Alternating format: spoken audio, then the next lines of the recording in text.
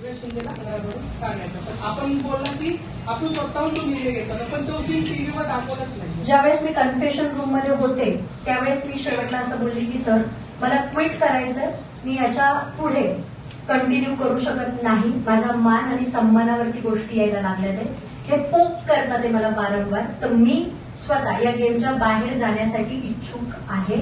आणि मला कळून गेलं होतं की ह्या गोष्टी माझ्यासाठी नाहीये. तुम्ही एखादं असं असतं ना की कुत्र्याची शेपूट किती तुम्ही 12 महिने नळीमध्ये ठेवा, ती वाकडी ती वाकडीच राहते. ते मला जेव्हा कळलं त्यावेळेस मी असं की मी वॉकआउट करायचा प्रयत्न केला तिथून की मला आता तिथे नाही थांबायचं. यासाठी तो सीन दाखवलाच त्यांनी दाखवलेला नाहीये. इव्हन ज्यावेळेस त्या बाकीचे लोक माझ्यावरती आले ही धमकी आहे धमकी म्हणून, त्यानंतर आमचं जे कॉन्व्हर्सेशन आहे तेही त्यांनी दाखवलं नाही. तिथंही मी माझा मुद्दा क्लिअर केलेला आहे की मला काय बोलायचं होतं. प्राजक्ता शुक्रे म्हणून आहे, त्यांनी मला सांगितलं की तू असं बोल की शब्दांची तलवार.